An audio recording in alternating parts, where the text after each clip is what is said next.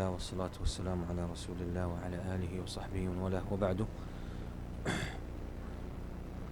So, okay, this is going to be relatively shorter halaqas just because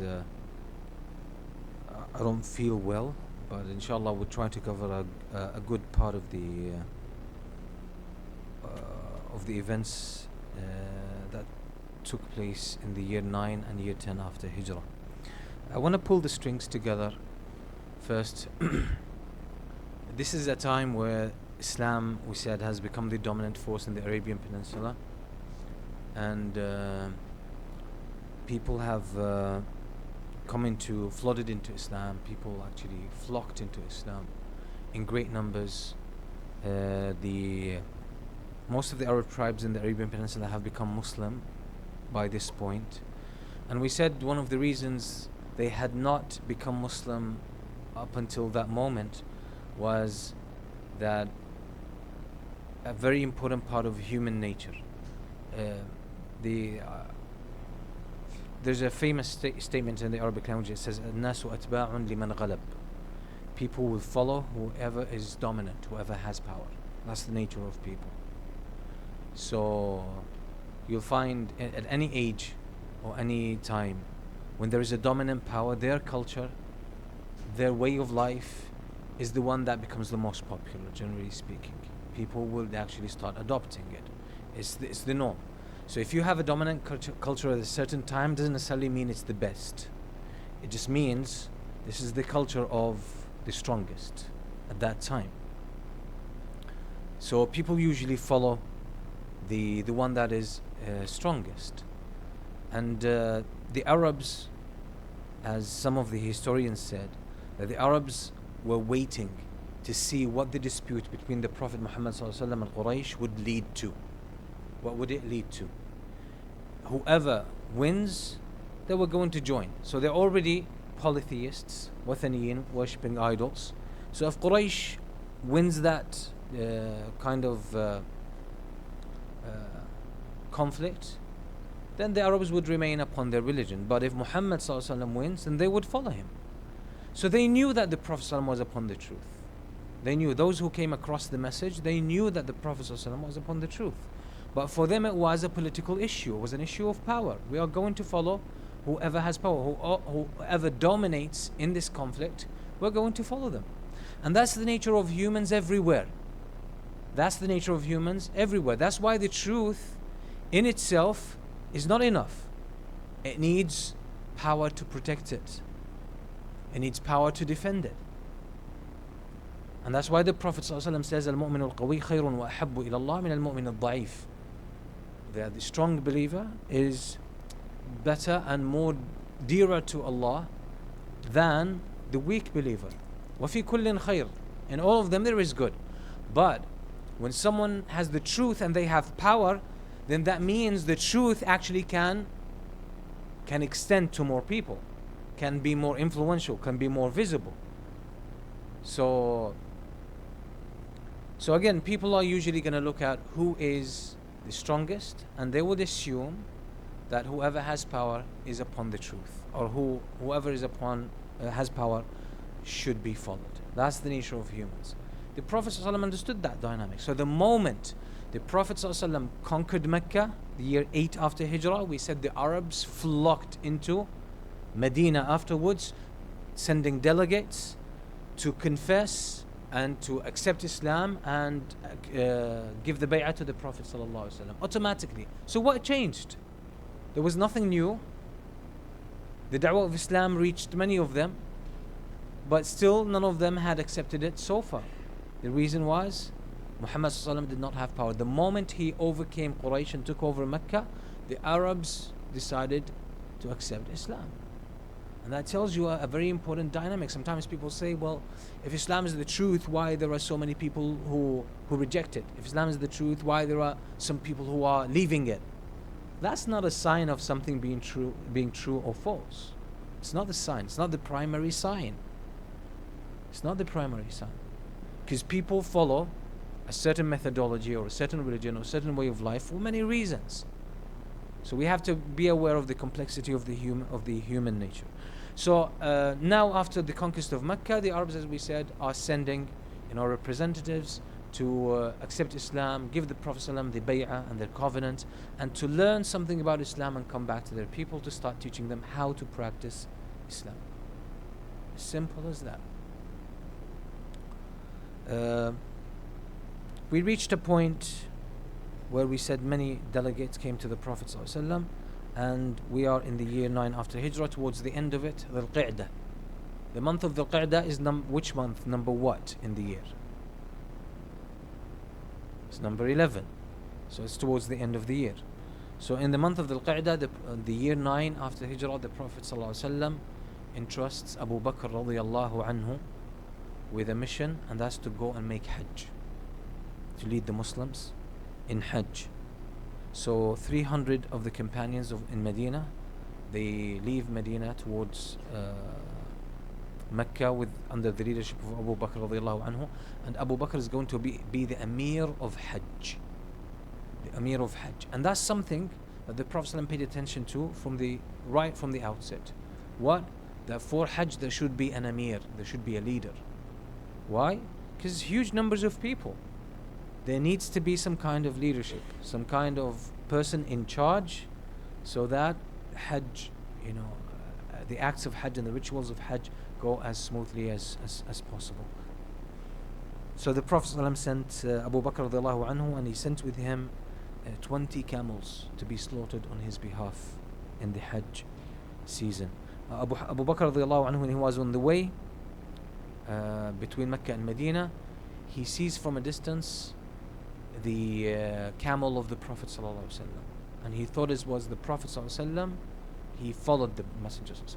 The reason the Prophet ﷺ did not go for Hajj this year, he himself did not lead the Hajj season, was that still the pagans or the polytheists of the Arabian Peninsula were coming to Mecca, and they were observing the Hajj. So they were doing Hajj, and they were doing their Hajj based on their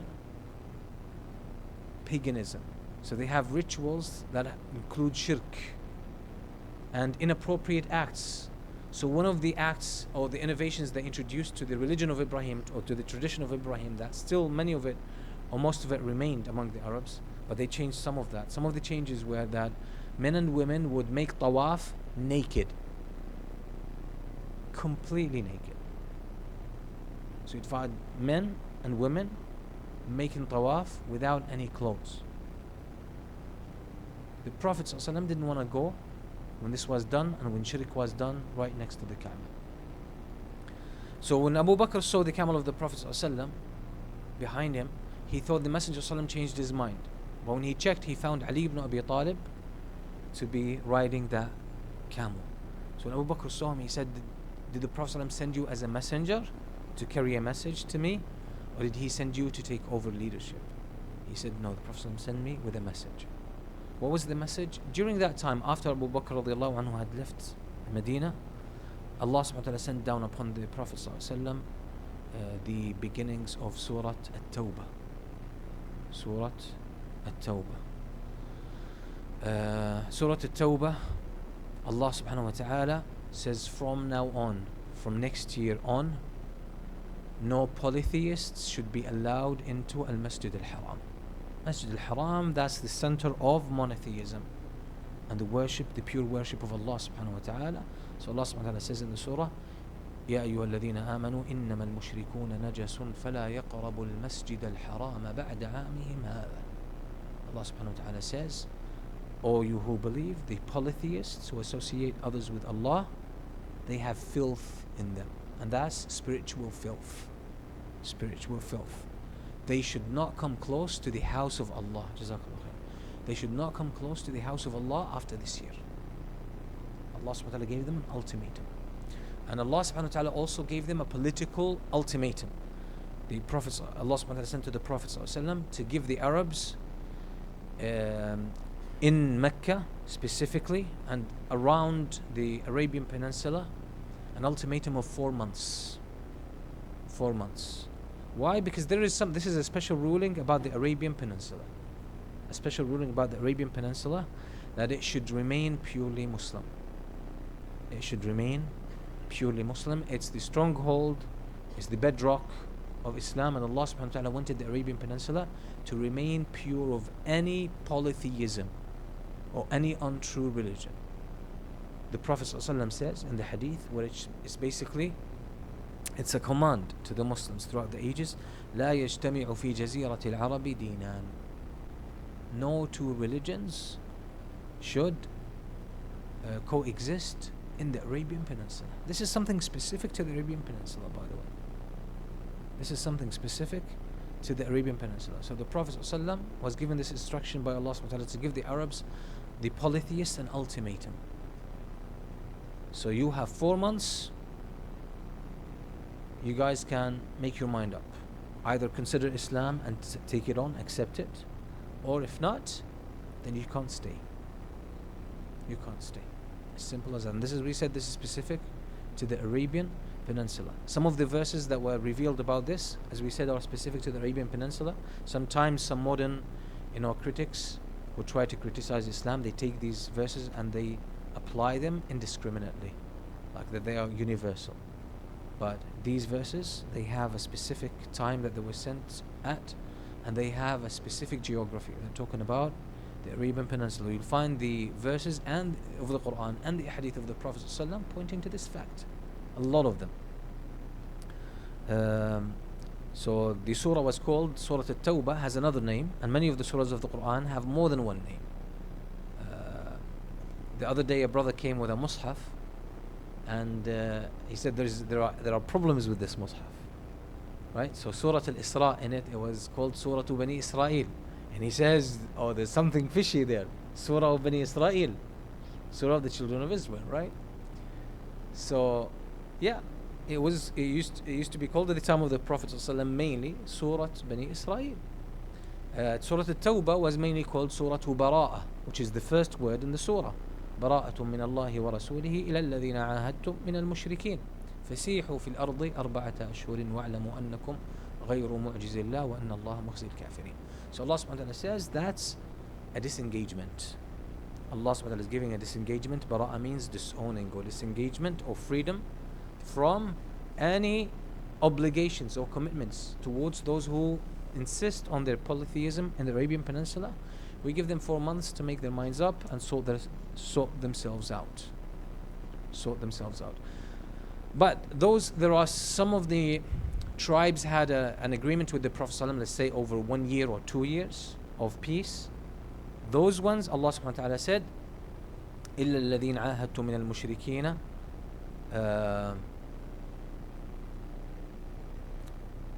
عند المسجد الحرام ثم لم ينقضوكم ولم ينقصوكم. Okay, I'm getting the verse. فأتموا إليهم عهدهم إلى مدتهم. Okay, so basically those that you have already given agreements to, truces of peace, you finish the period of that or the extent of that agreement or that truce until it ends. So those are exceptions from the 4 months limit or ultimatum. So the Prophet ﷺ sent Ali ibn Abi Talib with these instructions in order to announce them all over Mecca and the Hajj area during the Hajj season. So everyone, and if you wanted to make an announcement in the Arabian Peninsula, the Arabs all flooded to Mecca during the Hajj season. So this would be the best medium to do that. So Ali ibn Abi Talib basically, he was going to make 4 announcements. لا يحجن بعد هذا العام مشرك. That no polytheist is allowed to make Hajj after this year. Number 2, ولا يطوف بالبيت عريان, and no person shall make tawaf around the Kaaba in a state of nakedness. ولا يدخل الجنة إلا مؤمن, and no one will enter paradise except a true believer. For من كان له عهد فعهده إلى مدته, whoever has an agreement with the Prophet ﷺ, then we will fulfill that agreement to its final date. ومن لم يكن له عهد, but whoever who doesn't have an agreement, already an existing agreement with the Prophet ﷺ, فأجله 4 أشهر, then we will give them 4 months, time of 4 months till they sort themselves out. فإذا مضت 4 أشهر فإن الله بريء من المشركين ورسوله. So once the 4 months period is over, then Allah and His Messenger are free from these polytheists. Basically, they have to find another way or another place to live. So Abu Bakr radiallahu anhu went to the Hajj season, and he led the Hajj season, and Ali ibn Abi Talib made the announcements, and Abu Bakr appointed some of the companions to carry the same call as Ali ibn Abi Talib and spread it around among the pilgrims and around among people. One of those was Abu Hurairah radiallahu anhu.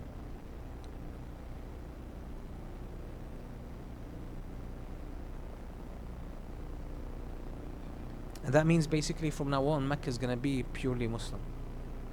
Purely Muslim. Because we said polytheism was a departure from the real tradition of Mecca, which is the tradition of Prophet Ibrahim alayhi salam. So this is why there was no compromises done afterwards. Okay, so that was the main thing in the year 9 after Hijrah. Many of the other representatives of other tribes still flooded to Medina, even during the Hajj season, and that's one reason why the Prophet ﷺ stayed in Medina, was to receive those delegates and teach them about Islam and accept their bay'ah. Now we move on to the year 10 after Hijrah. The Prophet ﷺ sends Mu'adh ibn Jabal wa Abu Musa al-Ash'ari, two of the companions, Mu'adh ibn Jabal and Abu Musa al-Ash'ari. The Prophet ﷺ sends them to Yemen. And Yemen at the time was two provinces, the northern province and the southern province. As well, Yemen even until recently was divided into North Yemen and South Yemen. There were two states. So pretty much that was even historically the case. One was under the capital was Sana'a, which is the northern one. Southern one, the capital was Aden. So the Prophet ﷺ sent them to teach, because now pretty much all of the like the people of Yemen have become Muslim. So the Prophet ﷺ sent Mu'adh ibn Jabal and Abu Musa al-Ash'ari to be the leaders and the teachers. To be the leaders and the teachers. The Prophet ﷺ gave them advice. He said, Yassira wa la tu'assira. He said, make it easy for people, don't make it hard. Make it easy, don't make it hard. وَبَشِّرَا وَلَا تُنَفِّرَا. And bring to people the good news and the good stuff, and do not give them the things that will put them off or push them away. وَتَطَاوَعَا وَلَا تَخْتَلِفَا. And cooperate among yourselves, and do not have disputes among yourselves. Make sure that you guys are on the same page. And that shows that the Prophet ﷺ was aware that these are new Muslims. You have to take them by ease. You have to take them by ease. And unfortunately, we see sometimes Muslims themselves, they don't pay attention, or they don't take in account situational factors. Sometimes you find someone who just recently started practicing Islam, and all of a sudden we expect a lot from that person. That's not wise, and that's not in accordance with the Sunnah of the Prophet ﷺ. It's human nature that people need time to learn something new. People need time to change their ways. People need that time, and we are supposed to give them. It's not like, hey, that's haram, you can't touch it. That's wajib, you have to do it. Regardless, sometimes these things are overwhelming for people, especially when they are newly practicing, or they are new Muslims, or they've come from a corrupt tradition and they started learning the truth and started practicing it. It would be overwhelming for them. It's not easy. It takes time. These things, Islam is a quite comprehensive system. So it takes time, and we are supposed to accommodate that. So the Prophet ﷺ said, Yassira wa la tu'assira. Make it easy for people, don't make it hard. And that shows there is a room in Islam for our own temperament to express itself through our practice of Islam and the way we preach Islam. So when you find someone is being harsh, it doesn't mean Islam itself is harsh, but it means the person probably has a harsh demeanor. And thus you will find them gravitating to the most difficult things, and they want to impose this on people, and they are critical and judgmental of others. That's only their nature. It doesn't mean that necessarily that this is what Islam is. When someone is easygoing, you're going to find that they actually tend to communicate that through their practice of Islam and the way they teach and preach Islam.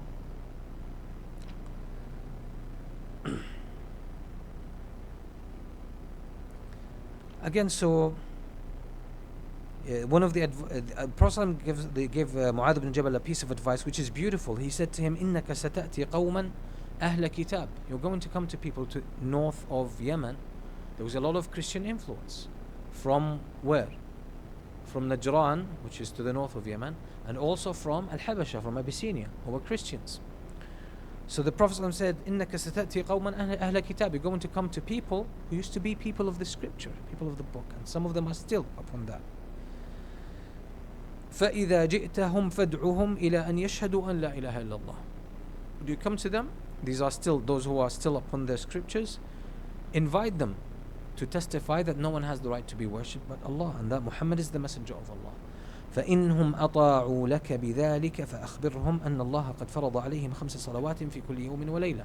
If they accept that, step by step, then you tell them that Allah made obligatory upon them 5 daily prayers.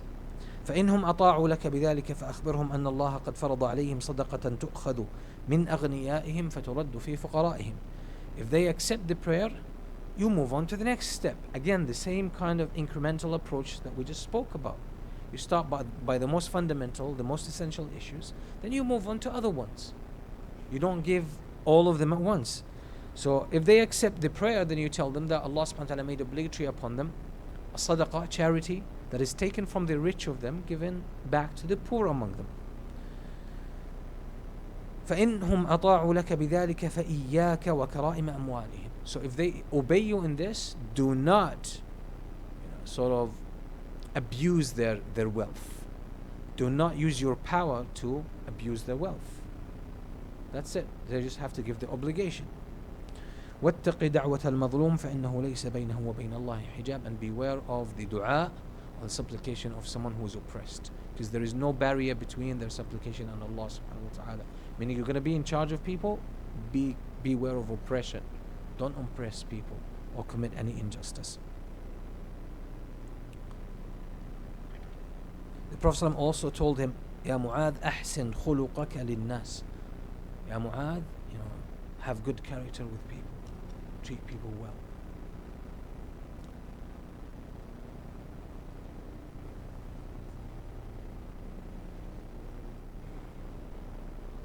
And the Prophet ﷺ tells Mu'adh, he says, Ya Mu'adh, إنك عسى أن لا تلقاني بعد عامي هذا ولعلك أن تمر بمسجدي هذا وقبري. The Prophet ﷺ says to Mu'adh as he's going to Yemen, he says, perhaps you will not see me after this year. That's the last time you're going to see me. So, and perhaps you will actually pass by my masjid and by my grave. So Mu'adh cries. He knows the Prophet ﷺ is not just making a statement, like there's something behind it.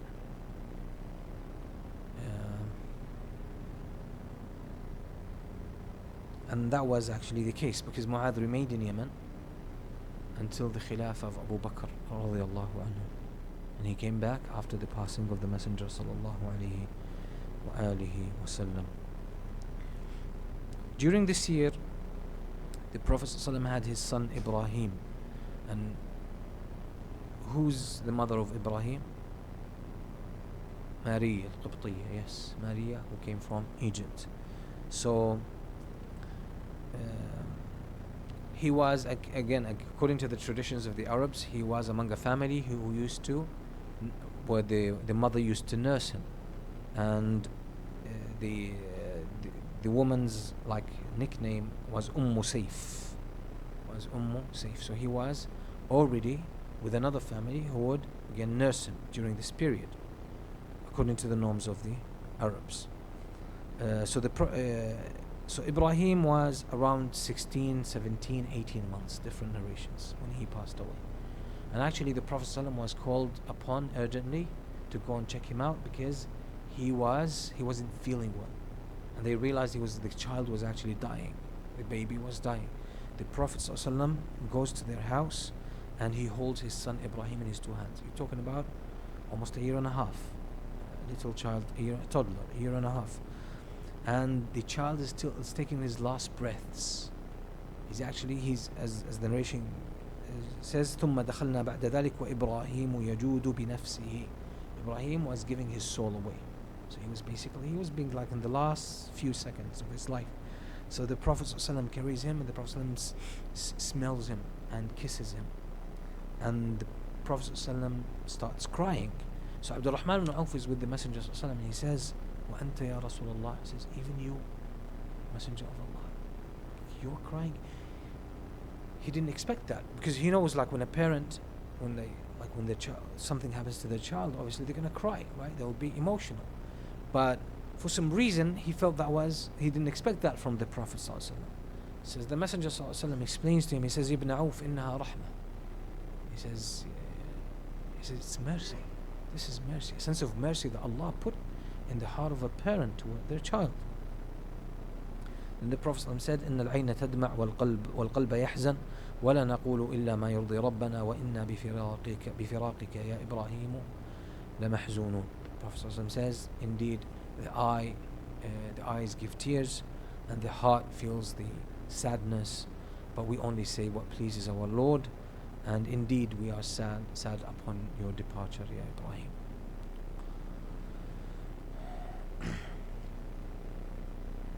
The Prophet ﷺ says about Ibrahim, he says, إن إبراهيم ابني وإنه مات في الثدي وإن له لضئرين تكملان رضاعه في الجنة.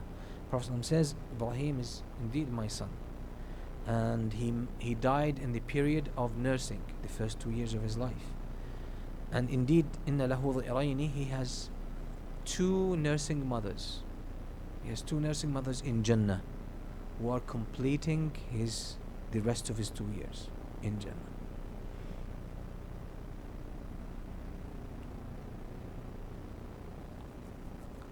The most authentic narrations indicate that the Prophet ﷺ did not perform Salat al-Janazah on his child, on his son.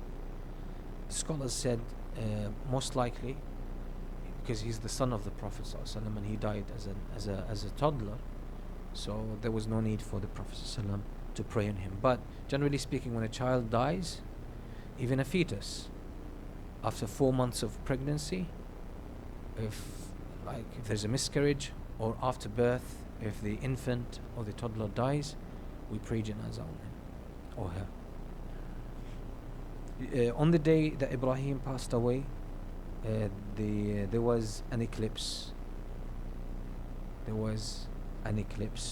So people thought that this was due to the death of Ibrahim alayhi salam. Some people said kusifat ash-shamsu limawti Ibrahim, that there was an eclipse, solar eclipse, because of the death of Ibrahim. The Prophet ﷺ then clarifies. He says, إن الشمس والقمر آيتان من آيات الله لا ينكسفان لموت أحد ولا لحياته. He says, the sun and the moon are among the signs of Allah, and no eclipse happens or takes place, whether lunar or solar, for the death of someone or the birth of someone or the life of someone. Then the Prophet says, فَإِذَا رَأَيْتُمُوهُمَا فَادْعُوا وَصَلُّوا حَتَّى تَنْجَلِي. So if you see an eclipse, you make dua and you pray until Allah subhanahu wa ta'ala removes it. Somebody might say, well, it's just, why should you rush to pray? It's just, the sun is in its orbit and the moon is in its orbit, and they just happen to be in the same line with the earth. So what's the big deal? Like, why do you pray? There's no, it's a normal, natural phenomenon, right? We say that's what we can see. That's what we can see, but there is a lot of unseen aspects to reality, and we humans have to know our true worth and the limitation of our knowledge. There's much more to reality than what the eye can see. So if Allah subhanahu wa ta'ala told us through the Prophet ﷺ that when there is an eclipse there is a prayer, you rush to prayer, then we do that. How often you will find in medicine certain issues where, as simple as at some stage, people in medicine thought, specialists in medicine, figured out, they understood the physiology of a certain illness, and they said it was just merely that, right?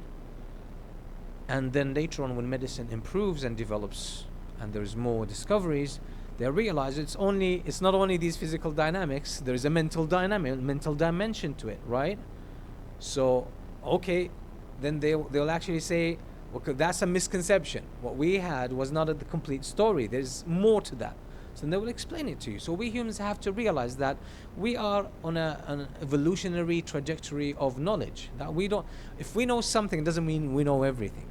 And there's a lot still to discover about everything, and humans are still discovering every day. There are discoveries, and some discoveries put the older discoveries in a new perspective, in a new light. That changes them. Just recently, yesterday I was reading a book on adolescence, on the mind of the adolescent, and it's a bestseller, and and I think the person who wrote that, I forgot what's his name. First name is something Siegel. He's a famous writer. He has a lot of best-selling books, and he's got a PhD in medicine and psychiatry, and he teaches I believe in University of California. So he's a world authority in this field, and he basically says a lot of what we assume or what we know about adolescence is actually are mere myths. So in the past, even in the scientific world, circles, it was assumed that teenage years are basically the only issues. There's an imbalance of hormones and emotions and so on and so forth, and it's just a period that you need to go through peacefully.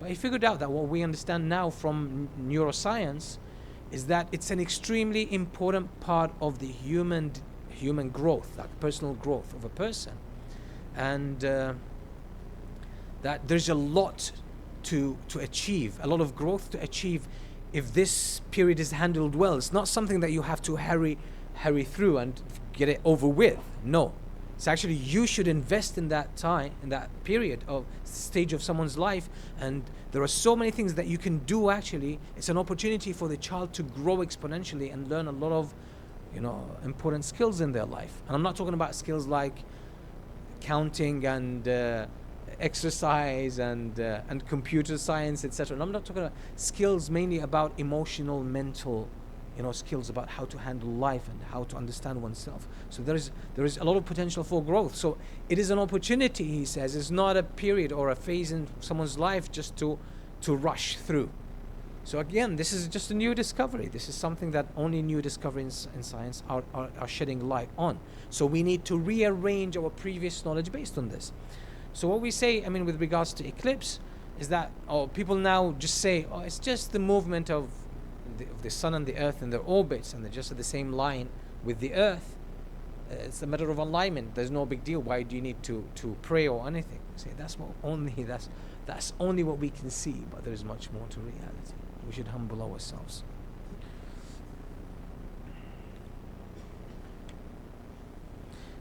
Some of the mainly the year 10 after Hijrah is all about really the most of it, apart from the Hajj, which the Prophet is going to make year 10 towards the year 10 after Hijrah.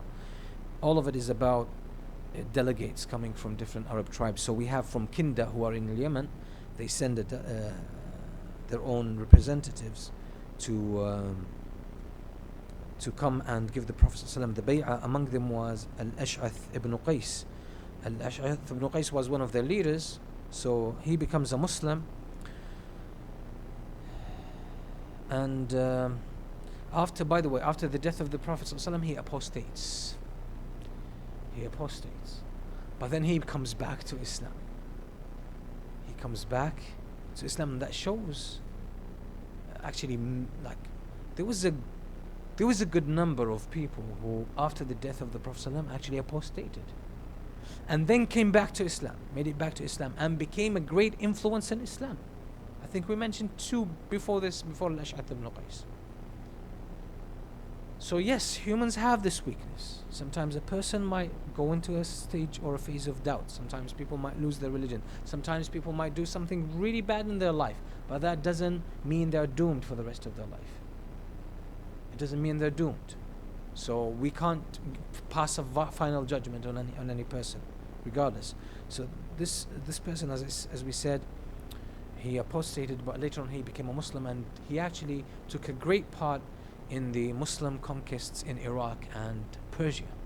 So he was alongside Sa'd ibn Abi Waqqas.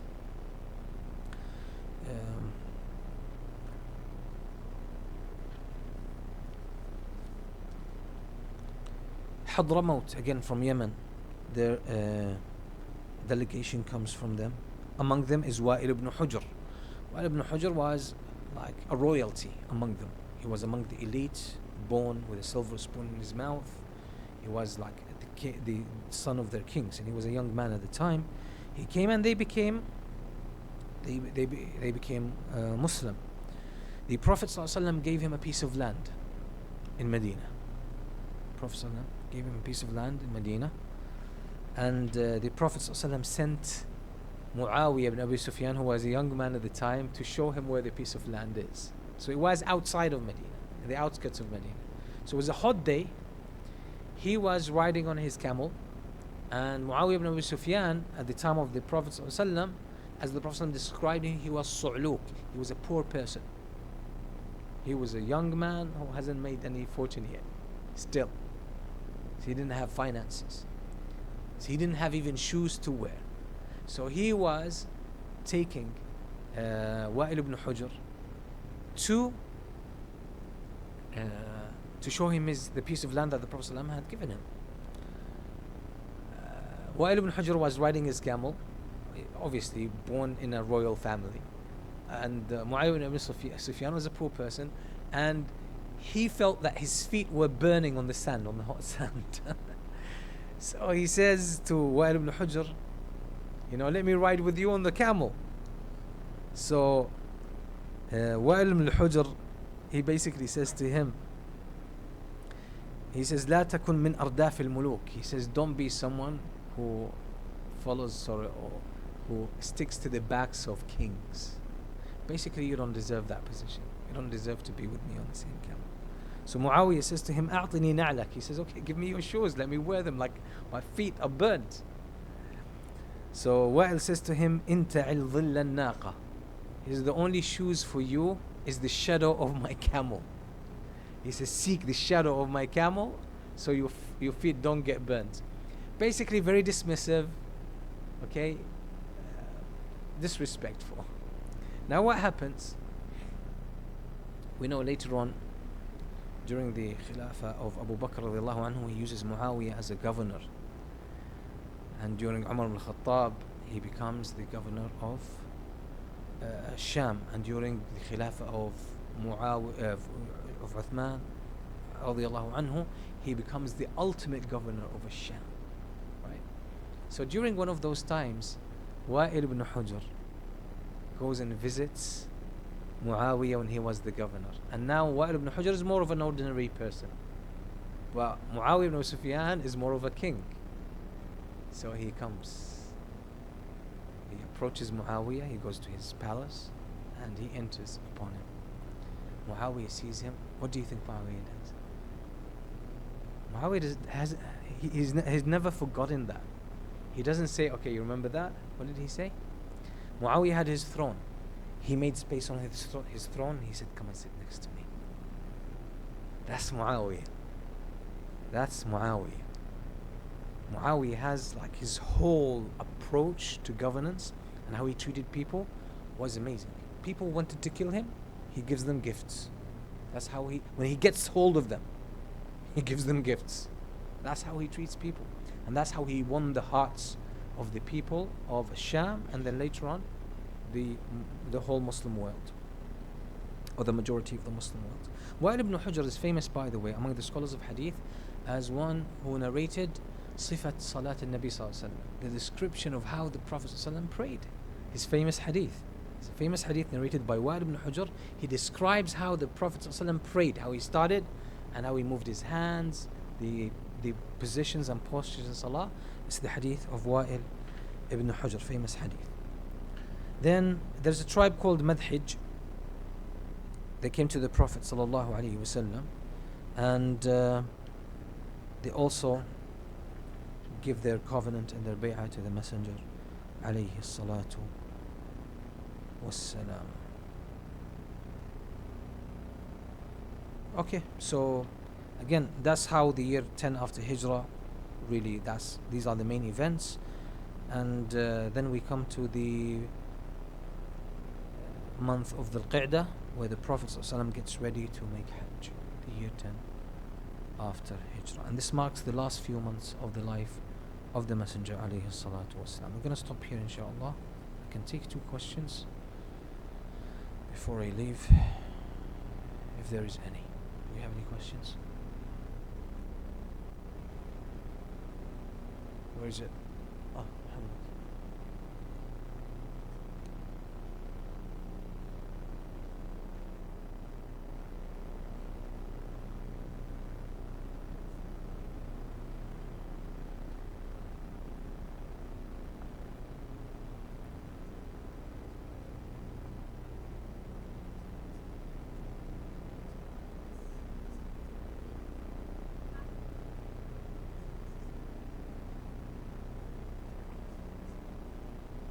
Good question. Why did the Arabs try to follow Prophet Ibrahim and Ismail alayhim as-salam? And there's a long gap, long period.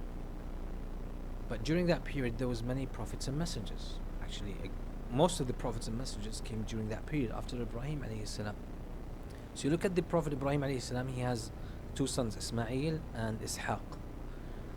So from Ishaq, the progeny of Ishaq, came too many prophets, especially among the children of Israel, among the Israelites. Whereas from the children of Ismail, there was no prophet afterwards, except for the Muhammad sallallahu alaihi wasallam. So the Arabs tried to stay as loyal as possible to the tradition of Ismail, because they were the children of Ismail. So they were trying to follow that tradition. But although as you said, there was a big gap, during that gap a lot of things were introduced, some things were removed. So there was a lot of changes, yes. So that's the reason. So in that branch of the progeny of Ibrahim, which is through Ismail, there was no other prophets except for Muhammad sallallahu alaihi wasallam.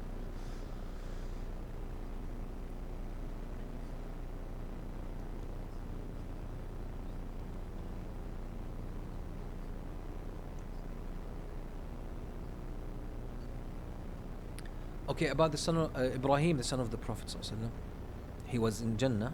What happens afterwards, we're not told, but in other hadith, the Prophet ﷺ was asked about the children who die.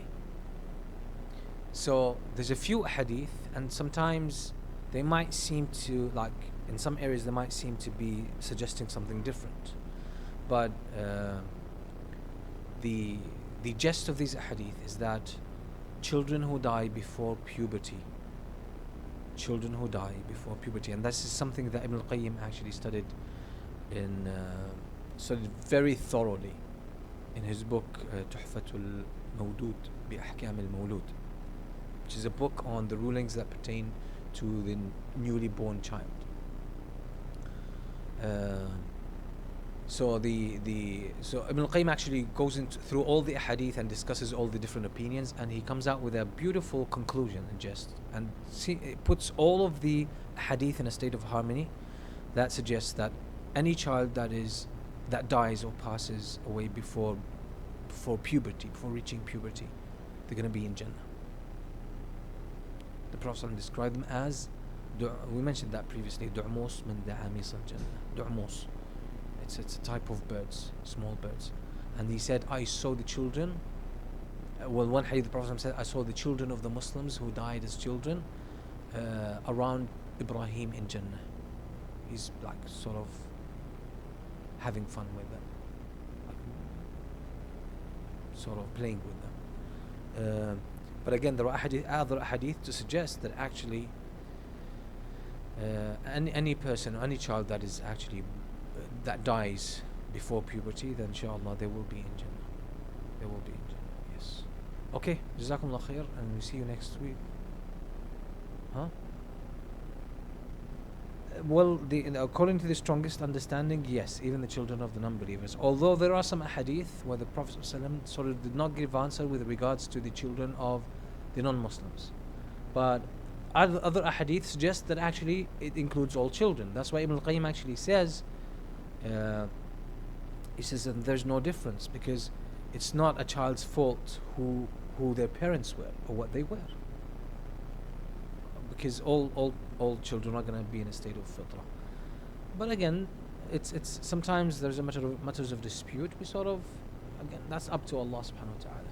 He deals with it. So we'll see you inshallah next week, and I think we might need just 2 more sessions and we'll be done with the seerah, most likely.